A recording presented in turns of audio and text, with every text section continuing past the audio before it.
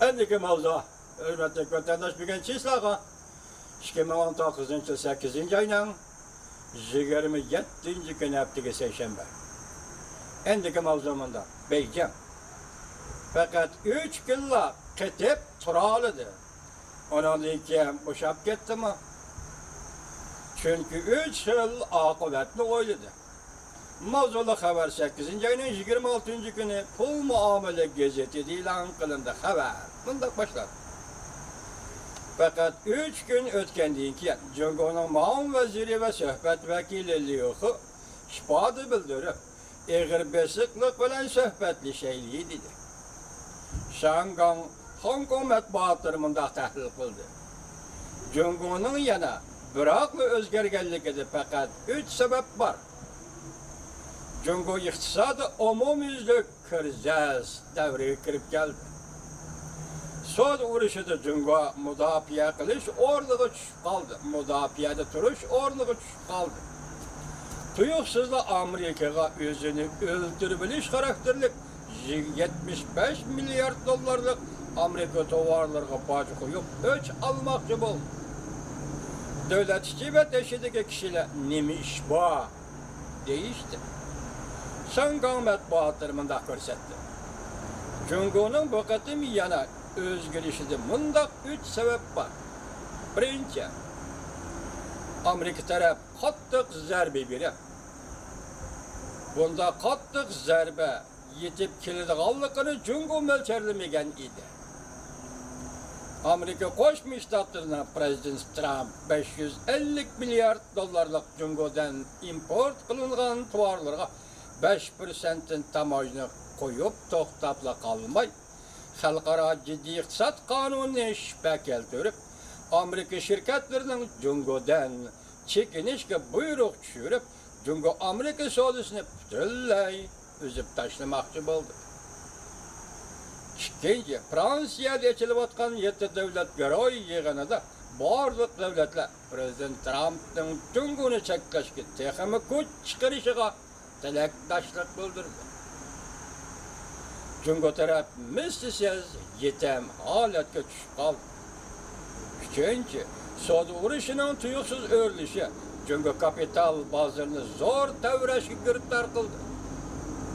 Bunun içinde xalq pulining ayrıbaşlash qimmati biroq 7-2 mo'g'i tushib, Cungo pul muomala sistemasiga tahdid soldi.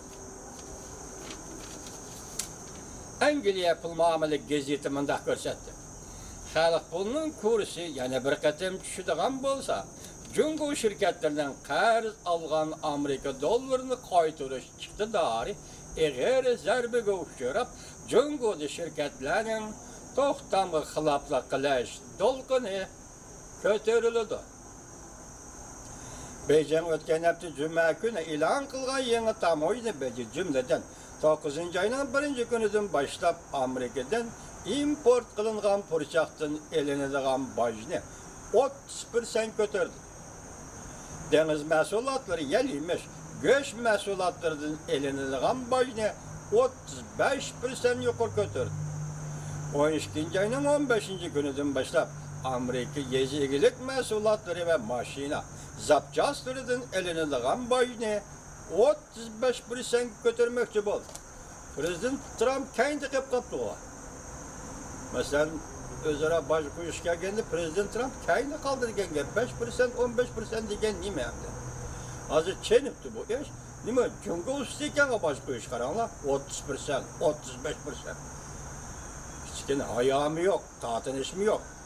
Hozir men bu savdo mushu majrona mushu darajaga chiqqanligidan afsuslandim. Da bo'lsa Amerika Qo'shma Shtatlarining prezidenti bugun Cungoni nima qilyapti?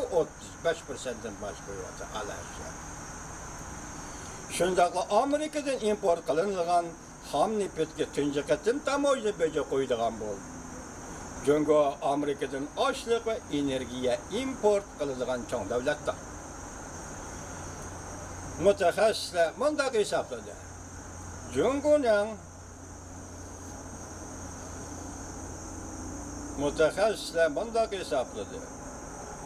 Cungoning Amerika mahsulotlarini xom neftdan bundaq boj elishi oxirgi hisobda Cungo özünün iktisadını suslaştırdı. Alsırtıdı. Onun üstüge Amerika'nın Cungo duvarlarına bazı koyuşuna koşkanda Cungo'nun milli derametiga zərbe yetip geldi. Amerika'nın bazı koyuşunu jakarlagan deyken cemaat fikri Cungo siyaset inavetiga berilip yana davamlıq Amerika'dan öç alamdı. Kanda değişip tikilip qarap bakalım. Soda söhbət vəkili bu qatam eğer besek buluşqa. Məsələn, New Soda söhbət vəkili Cungo'nun bu qatam eğer besek buluşqa çaqıraq qıl. Soda uruşunun örülüşüge əgişib, hem de onda hərəkət qılmaydığanlığının bişarət bərgəllik bulup hesaplanamdı bu eş. Məsələn, New əpəndənin eğer besek olaylı digelliği Soda uruşunun örülüşüge əgişib, biz ama keyfiyatımız örülümüsün digelliğinden bişaret veremdi bu eş. Dep sual koyup atıdı haber yazdı.